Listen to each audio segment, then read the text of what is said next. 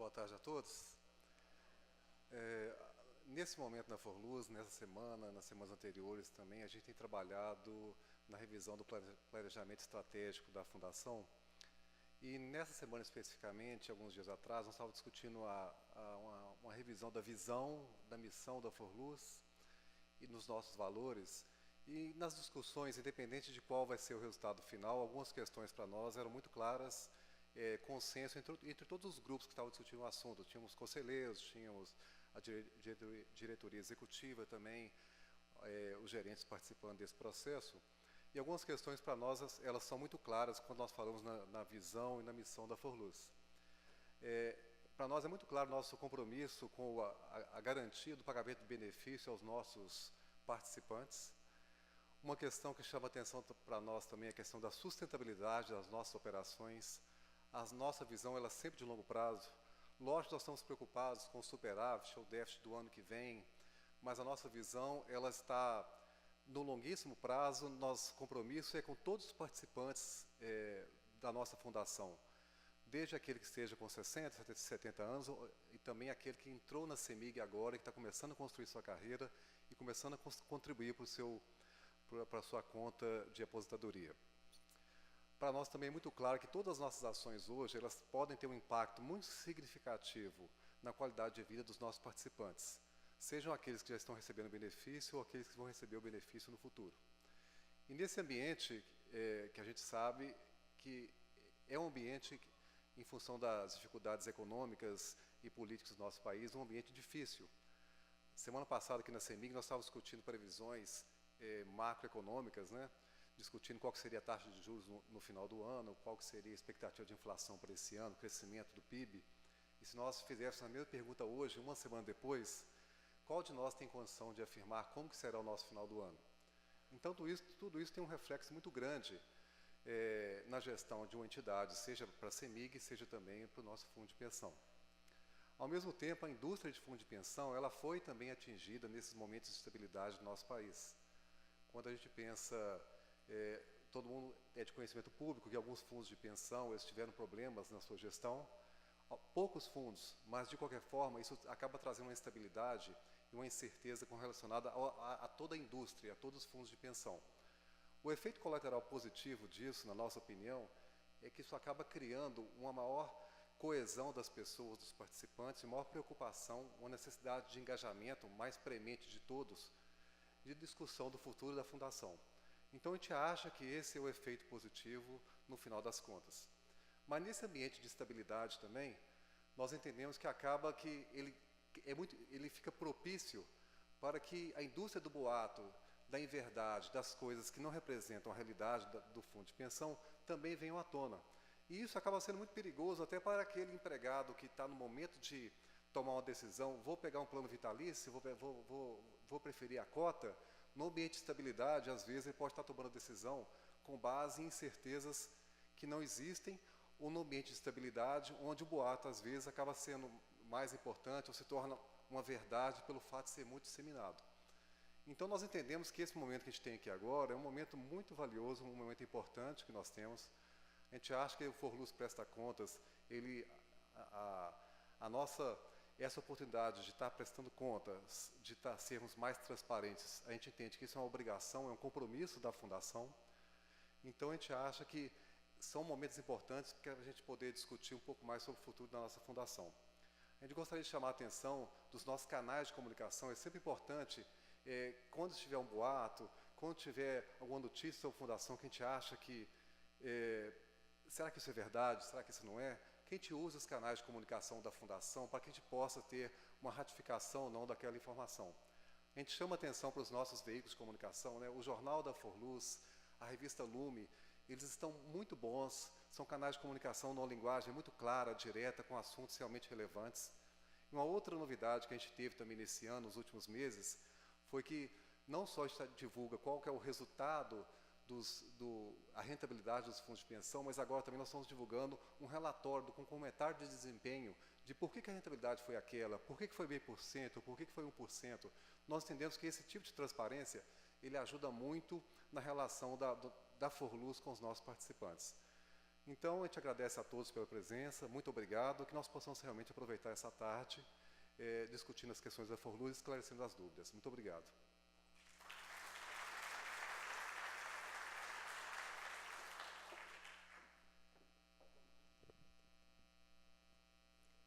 Para falar sobre os desafios atuais da Fundação, convidamos o presidente da Forluz, José Ribeiro Pena Neto.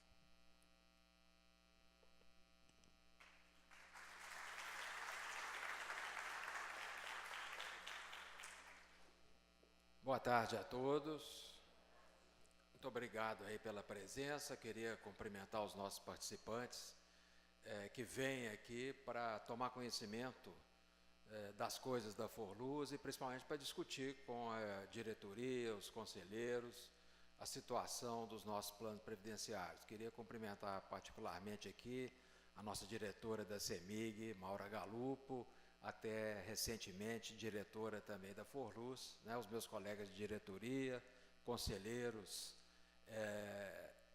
da Forluz, que estão aqui presentes.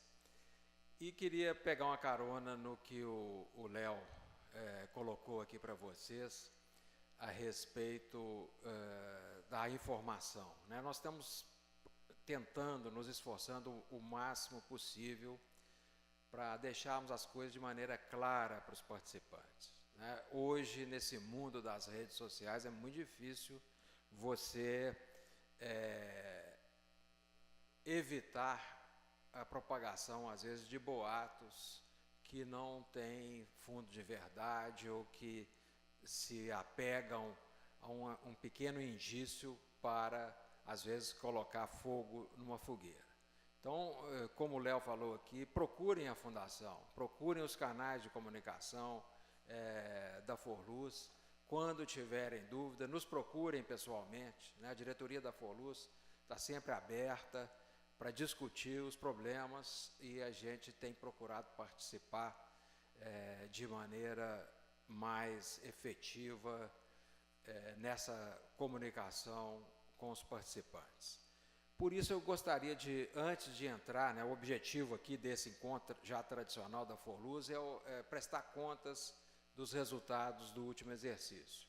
Mas antes de entrar nessa prestação de contas propriamente dita, eu queria fazer um pequeno comentário sobre alguns dos grandes desafios que a Forluz, os fundos de pensão de um modo geral, mas a Forluz em particular, está enfrentando e acredito que vai enfrentar nos próximos anos. Acho que a gente ter um pouco, né, nós todos, como participantes da Forluz, nós precisamos ter em mente que estamos vivendo um momento particularmente tumultuado da nossa vida, da economia brasileira, da vida dos fundos de pensão, e precisamos, portanto, estarmos atentos às várias ações que nós precisamos de executar para enfrentar esses desafios. E aí eu gostaria de fazer um gancho. Segunda-feira nós comemoramos os 65 anos da CEMIG, casa onde todos nós ou trabalhamos por muitos anos, ou alguns de nós ainda estão trabalhando, né? E o presidente Bernardo, ele chamou a atenção, né, do público que estava ali na solenidade, que era um público grande, dos grandes desafios que a nossa patrocinadora tem, né? E nesse momento de grandes desafios para a CEMIG, a Forluz também tem grandes desafios. E ela só vai conseguir vencer esses desafios se nós todos, né, dirigentes da Forluz, corpo técnico da Forluz e principalmente os participantes da Forluz, se nós nos unirmos no espírito de enfrentar esses desafios. Eu queria colocar aqui alguns pontos que eu acho importantes, né? Primeiro, o desafio de manter o que nós temos, né? A Forluz tem tido ao longo dos anos uma gestão independente, séria, profissional, competente, né? E precisamos manter isso. Não é fácil, nós precisamos manter essa independência. E temos também um modelo de governança que hoje é considerado dos mais avançados no meio dos fundos de pensão brasileiro. Nós somos sempre referência na questão de governança. E só para dar um exemplo para vocês, de hoje de manhã, eu estava sentado na mesa com o Toninho, que é o nosso gerente aqui da área de risco. O Toninho foi convidado para representar os fundos de pensão em um evento, falar sobre governança de fundo de pensão, um evento externo, promovido por uma patrocinadora de fundo de pensão muito preocupada com a governança do seu fundo de pensão, né? E um dos fundos de pensão daqueles que o Léo citou aqui, que andou tendo problemas no passado recente. Então, isso eu acho que é um bom exemplo para nós, de que nós temos que manter isso, não é fácil manter. E temos que ter capacitação e criatividade para enfrentar esses baitas desafios que nós temos aí. Longevidade, graças a Deus, nós estamos vivendo muito, mas isso para o gestor de fundo de pensão é um pesadelo, né? Nós precisamos fazer os nossos recursos serem rentabilizados de maneira a pagar os benefícios que nós temos que pagar. E num ambiente de baixas taxas de juros, ou seja, é cada vez mais difícil achar, encontrar e obter a rentabilidade que nós precisamos, né? Isso tudo para manter o equilíbrio dos planos.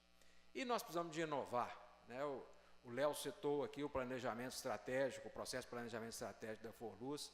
Nós estamos aí tendo que pensar em muitas coisas. O mundo está mudando com uma rapidez, né, uma velocidade enorme, e para enfrentar esses desafios, né, precisamos incorporar de vez as novas tecnologias na nossa gestão.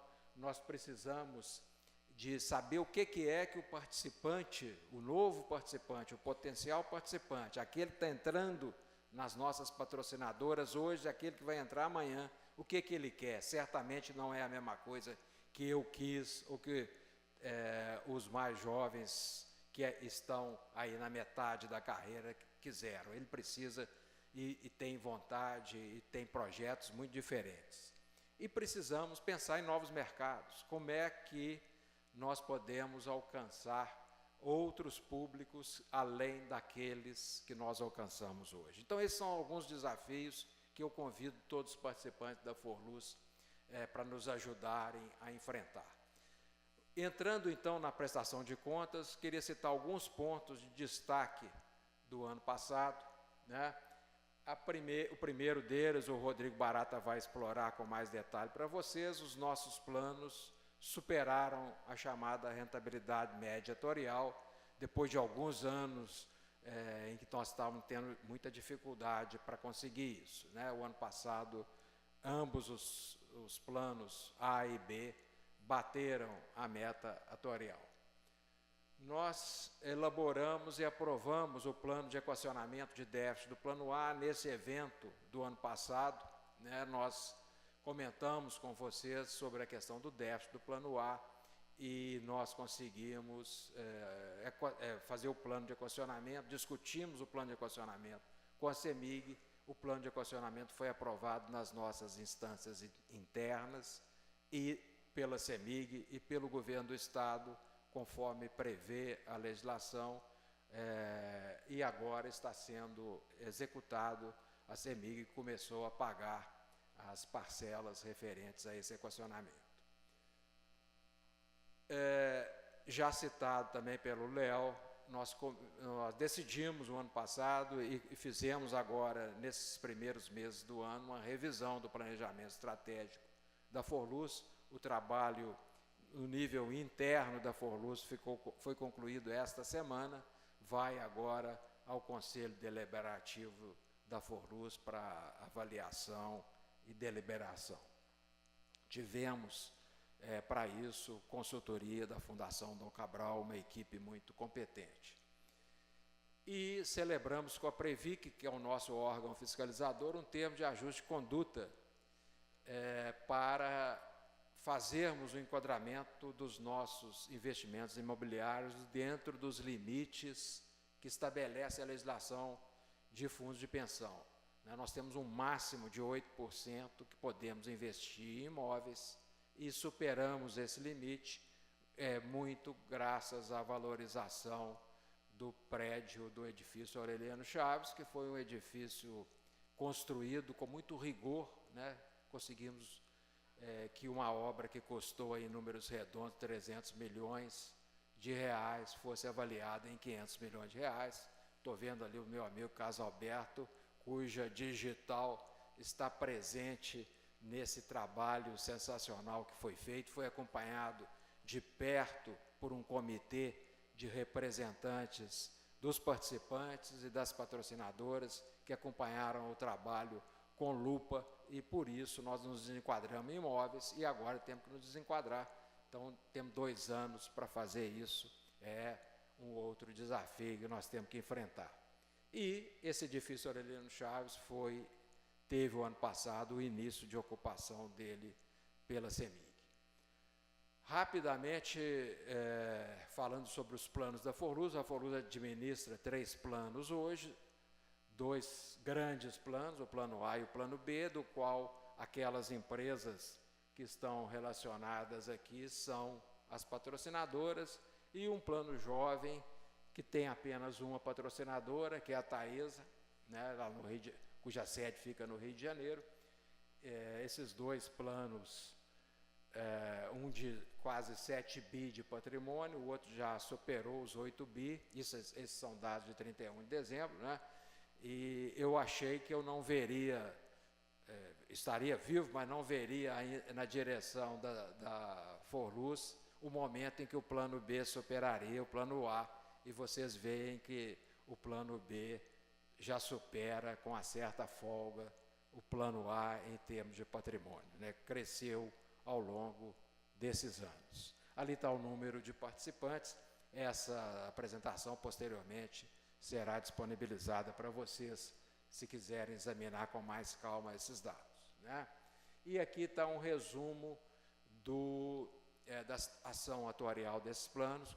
O Rodrigo vai falar um pouquinho mais sobre isso, né? Mas a gente vê que o plano A, tem um resultado deficitário de 507 milhões de reais, né? As causas desse déficit nós explicamos no ano passado e voltaremos a explicar daqui a pouquinho.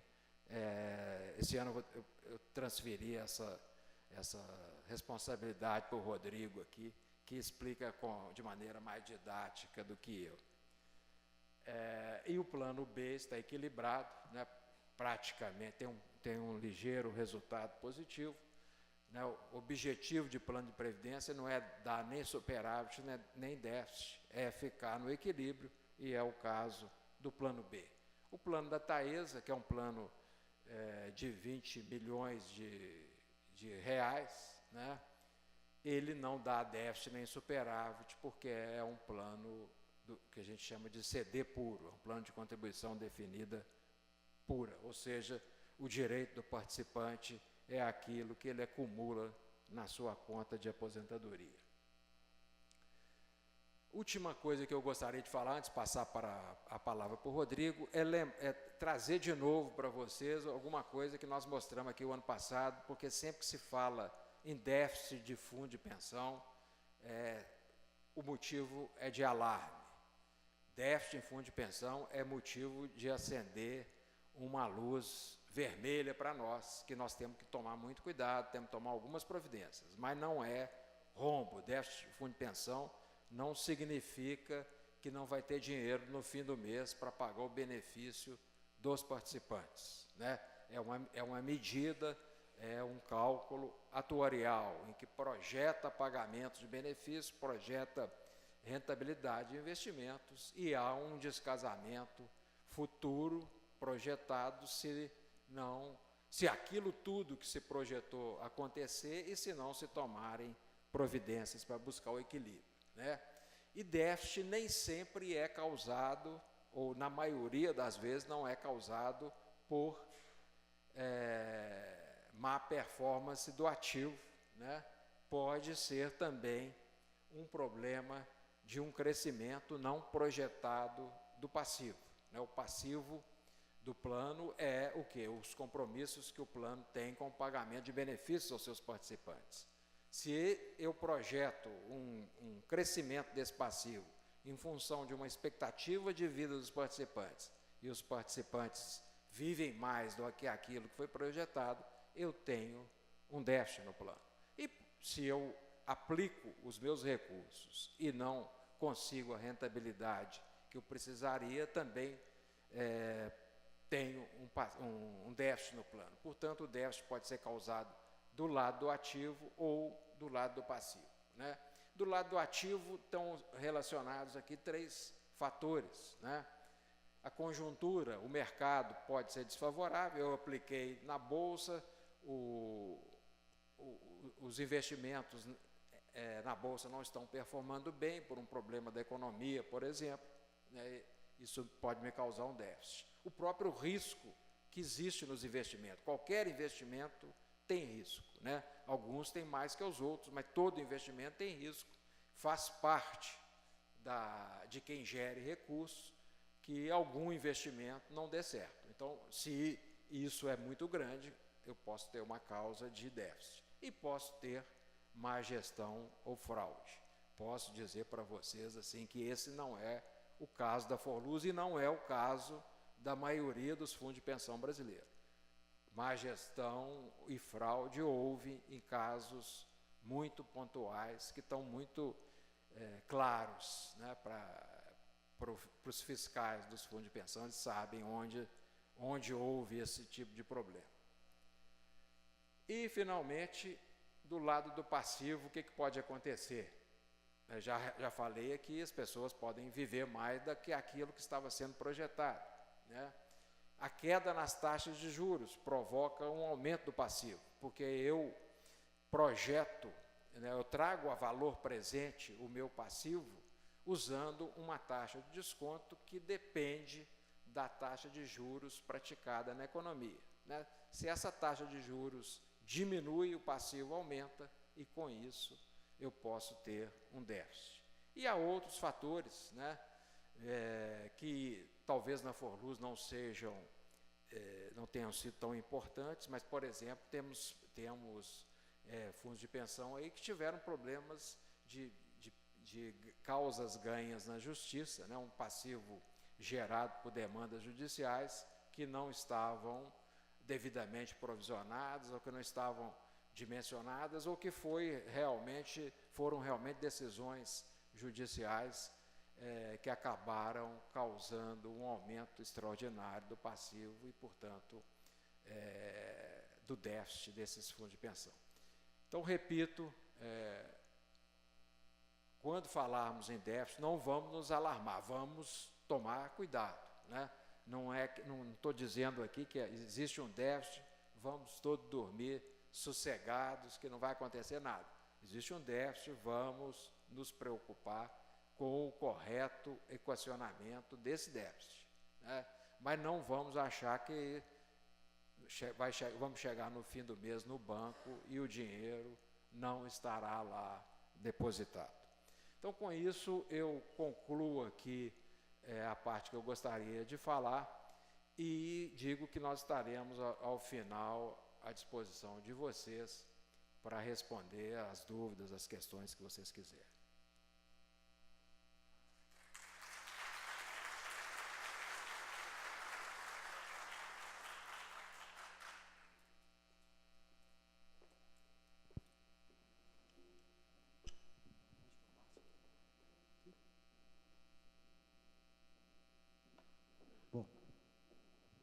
Boa tarde para todos. Eu quero tentar passar aqui uma mensagem de passar mais tranquilidade para vocês. Hein? Aqui. Passar um pouco de tranquilidade para vocês com relação à Forluz. O Zé já deixou bem claro a questão de governança, a questão dos investimentos, a questão de passivo. Todo o nosso dinheiro que a gente arrecada de vocês e a patrocinadora põe a parte dela, né, ele é investido em uma caixinha que vai rendendo ao longo do tempo e nós temos como compromisso pagar a aposentadoria de vocês até o último dia de vida de cada um, né? Não adianta aqui a gente tentar tapar o sol com a peneira. Desde 2013, tem acontecido muitos eventos, tanto macroeconômicos como políticos, no país, no Brasil, e esses eventos vieram muito próximo de uma crise muito grande nos Estados Unidos, do subprime 2008, né, que passou efeito colateral para todos os mercados emergentes, 2, 3 anos depois. Então, nós podemos dizer que nós estamos num momento de dificuldade. Depois que o Brasil ganhou o grau de investimento, em 2007, e agora veio a perder, a gente vem passando por uma questão de dificuldade muito grande em gestão, né? E, ao mesmo tempo, a gente vai ver que as taxas de juros que remuneram os nossos investimentos estão caindo, o investimento produtivo no Brasil tem diminuído, as empresas têm se endividado mais, estão com capacidade ociosa muito grande. Isso faz também com que a renda variável não haja uma performance muito favorável. E, adicionado a isso, nós temos o lado passivo, que o Zé Ribeiro comentou aqui. Passivo em fundo de pensão, ele é muito caro, né? Eu vou mostrar para vocês aqui o quanto que a Forluz já usou do seu superávit, dos seus recursos, para amortizar custo do passivo. É uma coisa muito assustadora ao que vocês verem os números.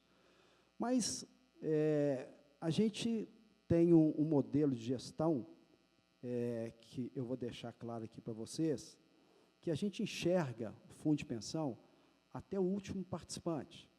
Então, no nosso modelo, dependendo do plano, nós temos lá fluxo até 2100, um pouco mais do que isso. Então, muita gente vê o momento atual de um déficit, preocupa com a foto desse momento, né? O que a gente tem que ver não é a foto desse momento, é o filme todo. Não adianta, por exemplo, eu ter um índice de solvência hoje de 2. Índice de solvência significa que o meu ativo hoje supera 2 vezes o meu passivo, né? Ativo é o dinheiro que eu tenho aplicado e passivo são os compromissos de aposentadoria, né, a folha de salário de vocês ao longo da vida. Não adianta hoje ele ser 2, se na minha projeção futura ele está abaixo de 1. O que interessa enxergar é, se ele está abaixo de 1 hoje, e se ele é crescente ao longo do tempo, e a gente chega à relação superior a 1, isso que nos dá a tranquilidade, e através disso que a gente faz a alocação. Tá? Então, pode ser que a Bolsa de Valores caia 2 anos consecutivos, o investimento, o imóvel deixou de ser reavaliado em determinado ano, que tem acontecido aqui, tem 2 anos que a gente está com os 2 prédios no mesmo valor, né, que são os 2, montam 800 milhões. 800 milhões, 2 anos, 30% de correção, é 240 milhões que eu não ponho no balanço. Mas a gente sabe que um dia essa economia vira e esse mercado vai virar e nós vamos ter melhora lá na frente. Então, é importante não ter pânico com o retrato do momento, se você está visualizando 50, 80 anos lá na frente. E esse déficit de hoje não tem relação nenhuma com a capacidade de pagamento dos aposentados, ou de quem está para aposentar. Nós temos fluxo de caixa suficiente para honrar os compromissos. Tanto é que, quando você coloca isso no seu estudo, você vai ver que o estudo manda você realizar a Bolsa em 2030, fala para você realizar imóveis em 2035, quer dizer, não existe aquela necessidade imediata de fazer recursos líquidos para pagar os compromissos. Eles estão todos aí. Então, o déficit nada mais é do que você traz todo esse fluxo de obrigações de valor presente, compara com o seu ativo. Ele pode ser positivo ou negativo. O importante é a tendência disso ao longo do tempo. tá? Então, vamos lá. Então, eu coloquei aqui nós temos a crise do subprime e começou a respingar, igual coloquei 2 anos depois nos mercados emergentes. Então, você vê que de lá para cá, de 2010 até 2016, nós tivemos um crescimento do déficit nos fundos de pensão de 1.038%. Então, nós não estamos sozinhos, existem vários fundos de pensão que estão passando pela mesma dificuldade, né? Levando aquelas considerações que o Zé Ribeiro colocou no início, dificuldades até de crescimento mesmo de passivo. Eu estive lá em Brasília recentemente, numa reunião de comissão, e o superintendente da Previc nos perguntou por que a rentabilidade está acima do mínimo atorial e ninguém consegue dar superávit. Porque o passivo está cada vez maior. Cada vez maior, uma das características é a longevidade, né? A gente está vivendo cada vez mais, então isso custa para o fundo de pensão esse pagamento adicional que não era provisionado anteriormente, né? Bom, então, a situação de déficit, ela, embora tenha melhorado um pouco, né, no ano de 2016, né, continua com crescimento, com valor significativo desde 2010. Bom, como que a Forluz aplica o dinheiro dela? Ela faz, de onde ela tira, onde vai ficar alocado, em que prazo, qual o ano do vencimento, que tipo de ativo, eu vou precisar de liquidez, eu posso comprar o imóvel hoje, ou comprar daqui a tantos anos, quanto que eu tenho que vender, tudo em função dessa projeção de fluxo de caixa que é construído no ativo e no passivo. A área atuarial envia para a área de investimentos todos os compromissos até o último participante, que eu te falei, vai mais de 2.100 aí no ano, né? Em função disso, a Forluz, ela faz a alocação dos seus ativos, casando todos os vértices possíveis para pagamento dos benefícios. Então, eu tenho um compromisso lá para pagar em 2016, eu tenho um ativo financeiro que vence nessa época para pagar o compromisso. E assim até 2050. O importante é que esse ativo, o azulzinho, sempre seja maior do que o vermelho. Que se eu tiver a relação inversa, eu estou com dificuldade de fluxo de caixa. Bom, através desse estudo, né, que a gente chama ALM, que a gente aloca o ativo em função do comportamento do passivo, tá? Como que ele é feito? O Léo colocou muito bem aqui que, até pouco tempo atrás, dizia-se que o PIB era a projeção da economia era outra, agora já quer dizer, adivinhar, acertar o que vai acontecer lá à frente é muito complicado. Então, a gente roda vários cenários. Esse sistema é um sistema estocástico, que ele faz 1000 simulações e vê qual que é o cenário mais provável de acontecer. Então, a gente joga dentro de um liquidificador lá, né, tudo o que é de cenário macroeconômico possível, tá, que a gente projeta, o fluxo do passivo, né, e ele vai fazer uma simulação também de todos os ativos nossos, ou seja, a correlação do ativo A com o ativo B, com o ativo C, com o ativo D, o que acontece com o ativo, se o outro sobe, o outro cai, através de um modelo estatístico de uma janela de anos para trás. Tá? Isso aí, o modelo, então, nos dá qual o percentual que a gente aplica o dinheiro nos segmentos que a gente pode aplicar, renda fixa, renda variável, estruturado, imóveis, empréstimos. Ou seja, o valor que eu vou alocar em cada segmento é um valor determinado através desse estudo. Ok, gente? Bom, vou falar um pouco de patrimônio antes de mostrar as rentabilidades aqui. Então, hoje, a Forluz está quase 15 bilhões de patrimônio, né? Hoje, o plano A, aqui ele está com 5 e pouco, porque ele não está a reserva contratada de 800 milhões, mais o déficit ajustado de 280, por isso que o Zé mostrou 6.800 lá, né? Vocês veem que, no plano B, nos perfis de investimento, o participante prefere o perfil de conservador a ultraconservador, que é a grande maioria, tá? Esse aqui é o que tem no máximo até 10% em bolsa, esse aqui não tem nada. A grande maioria, historicamente, desde quando construímos os perfis de investimento em 98, historicamente, sempre o conservador é o que tem maior adesão, né? E aqui, eu vou mostrar lá na frente, o concedido, quando o participante aposenta, ele pode optar por vitalício ou por cotas, né? Esse cota foi criado em 2009, nós estamos impressionados com o crescimento de pedido de aposentadoria por cotas, tá?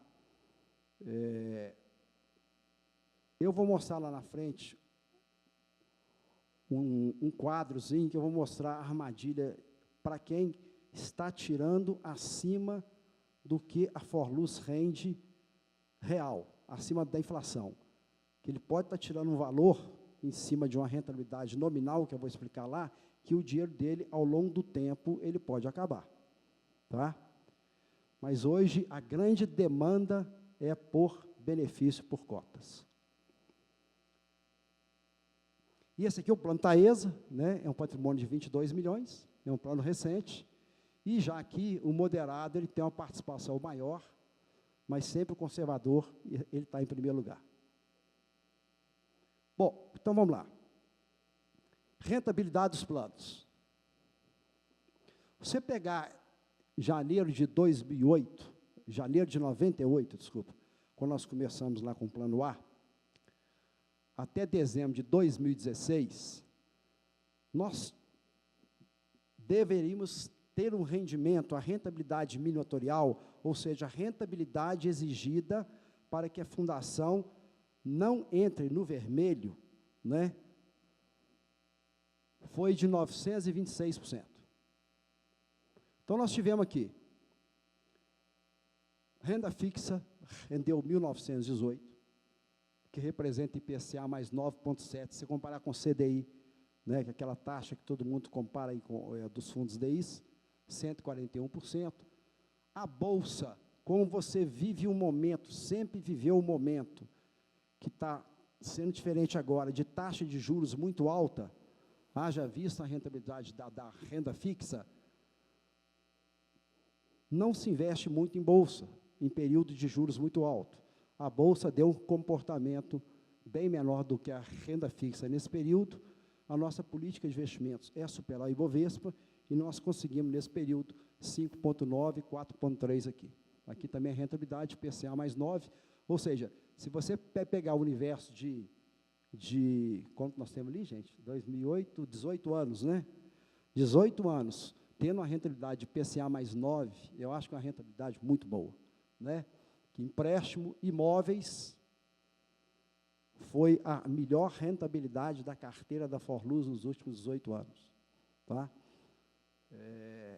Houve um boom de imóvel muito grande na década de 2000, com que fez que a performance fosse muito boa. Aqui está nesse valor que começou a entrar para a carteira do B em 2007.